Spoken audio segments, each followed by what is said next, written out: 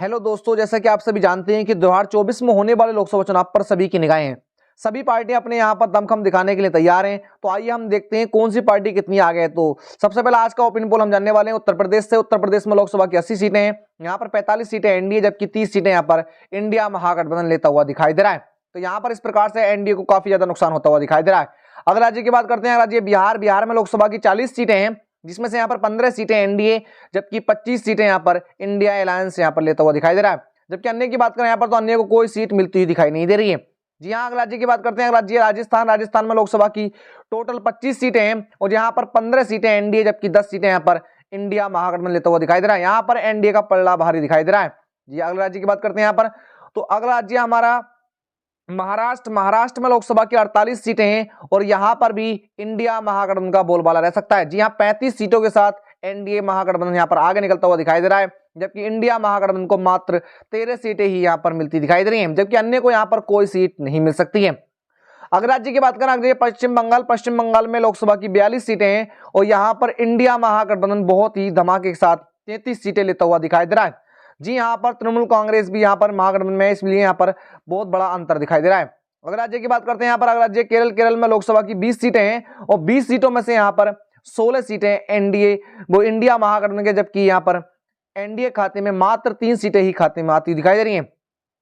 अगला राज्य की बात करते हैं यहाँ पर, अगला राज्य तेलंगाना में लोकसभा की मात्र 17 सीटें हैं और इन 17 सीटों में से 14 सीटें यहाँ पर इंडिया, जबकि 2 सीटें यहाँ पर एनडीए खाते में जा सकती हैं, जबकि अन्य को यहाँ पर कोई सीट नहीं मिल सकती है।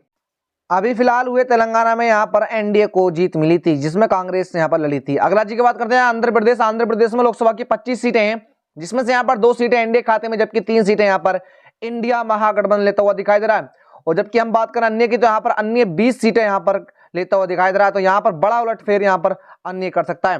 राज्य की बात करते हैं, राज्य गुजरात में लोकसभा की 26 सीटें हैं और इन 26 सीटों में से यहाँ पर 20 सीटें एनडीए महागठबंधन, जबकि 6 सीटें यहाँ पर इंडिया महागठबंधन लेता हुआ दिखाई दे रहा है। गुजरात में यहाँ पर मोदी जी के गढ़ में एनडीए यहाँ पर भारी दिखाई दे रहा है। अगला राज्य की बात करते हैं यहाँ पर कर्नाटक में लोकसभा की 28 सीटें हैं और यहाँ पर 28 सीटों में से 8 सीटें यहाँ पर एनडीए खाते में, जबकि 20 सीटें यहाँ पर इंडिया महागठबंधन ले सकता है, जबकि अन्य को यहाँ पर कोई सीट नहीं मिल सकती। इस प्रकार से कर्नाटक में यहाँ पर कांग्रेस का बोलबाला रह सकता है। जी हाँ, इंडिया यहाँ पर आगे निकल सकती है। अगले राज्य की बात करते हैं, राज्य तमिलनाडु में लोकसभा की 39 सीटें हैं, जिसमें से यहाँ पर 9 सीटें एनडीए खाते में, जबकि यहाँ पर 30 सीटें इंडिया महागठबंधन ले सकता है, जबकि अन्य की बात करें यहाँ पर, तो अन्य को कोई सीट नहीं मिल सकती है।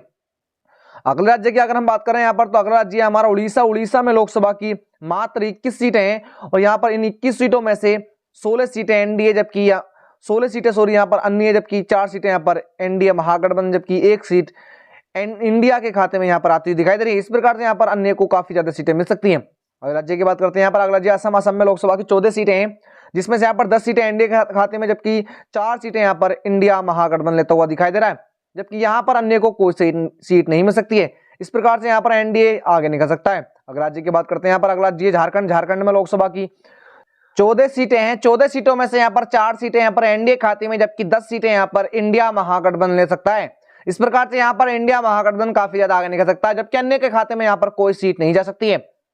अगले राज्य की अगर हम बात करते हैं यहाँ पर, अगला राज्य है गोवा में लोकसभा की मात्र 2 ही सीटें हैं और इन 2 सीटों में से 1 सीट यहाँ पर एनडीए खाते में, जबकि 1 सीट यहाँ पर इंडिया महागठबंधन ले सकता है। जी हाँ, यहाँ पर दोनों को बराबरी यहाँ पर मिल सकती है, जबकि अन्य खाते में यहाँ पर कोई सीट नहीं जा सकती है।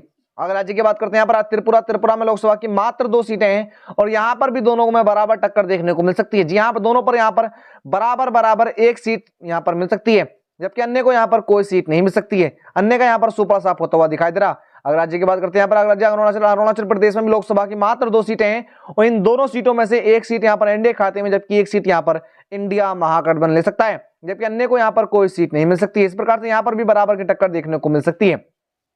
अगर राज्य की बात करते हैं यहाँ पर, अगर राज्य मेघालय में भी लोकसभा की 2 ही सीटें हैं और इन 2 सीटों में से 1 सीट भी यहाँ पर एनडीए खाते में, जबकि 1 ही सीट यहाँ पर इंडिया महागठबंधन ले सकता है। इस प्रकार से टोटल सीटों में से 185 सीटें यहाँ पर एनडीए खाते में, जबकि इंडिया महागठबंधन यहाँ पर 219 सीटें लेता हुआ दिखाई दे रहा है। अगला राज्य की बात करते हैं यहाँ पर, अगर मणिपुर में लोकसभा की मात्र 2 सीटें हैं। इन 2 सीटों में से भी बिल्कुल बराबर दोनों की सीटें यहाँ पर मिलती हुई दिखाई दे रही है। यहाँ पर एक सीट यहाँ पर एनडीए खाते में, जबकि 1 सीट यहाँ पर इंडिया महागठबंधन ले सकता है, जबकि अन्य खाते में यहाँ पर कोई सीट नहीं जा सकती है।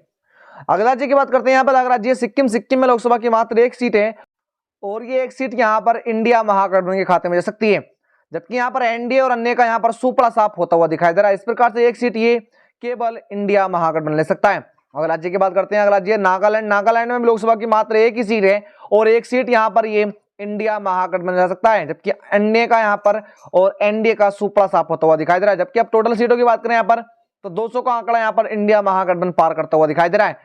अगला राज्य की बात करते हैं, अगला राज्य मिजोरम, मिजोरम में भी लोकसभा की मात्र एक ही सीट है और एक सीट यहाँ पर ये इंडिया महागठबंधन के खाते में जा सकती है, जबकि अन्य का यहाँ पर कोई सीट नहीं मिल सकती है।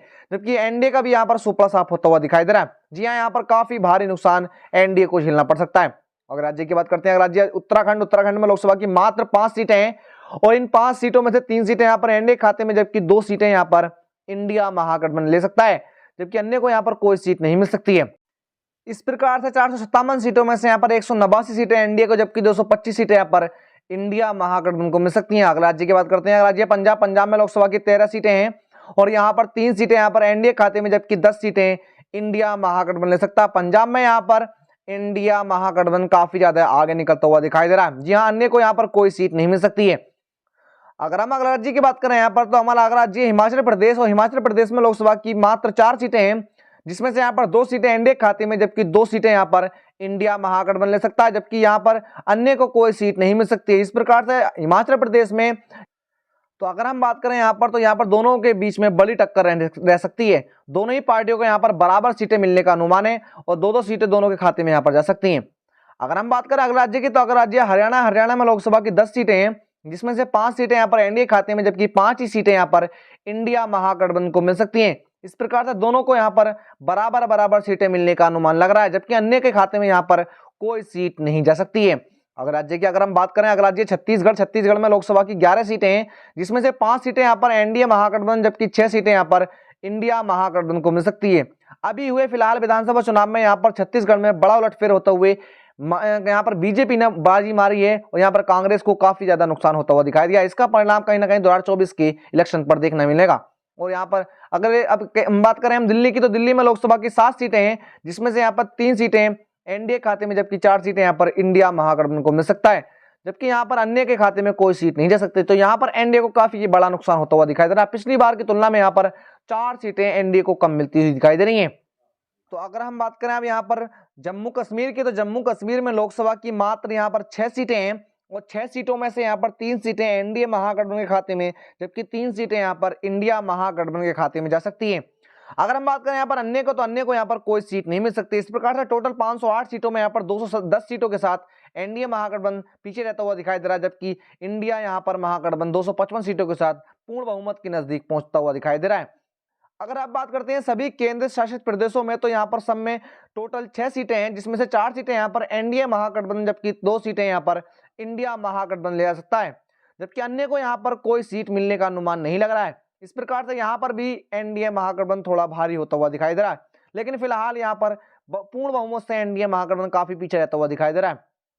अब बात करते हैं यहाँ पर मध्य प्रदेश में। मध्य प्रदेश में लोकसभा की 29 सीटें हैं, जिसमें से यहाँ पर 11 सीटें एनडीए महागठबंधन, जबकि 18 सीटें यहाँ पर इंडिया महागठबंधन ला सकता है। इस प्रकार से 2024 में इंडिया महागठबंधन अपनी सरकार बनने में सक्षम रह सकता है। इस पर आपकी क्या राय है, कमेंट में जरूर बताना।